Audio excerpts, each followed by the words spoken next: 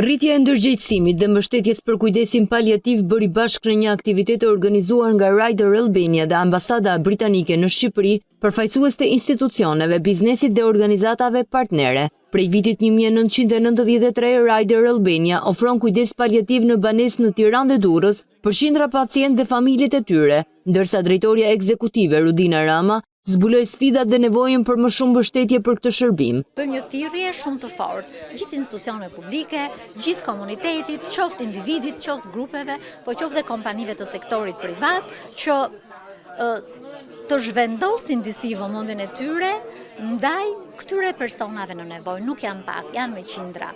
Anna Perels nga Hospice of Hope UK, donatorja më e madhe e Rider Albania, vlerësoi progresin e rritur ndër vite dhe ndikimin pozitiv që këto shërbime kanë pasur në jetën e pacientëve dhe familjeve të tyre. Jam shumë e lumtur që jam pjesë e këtij programi.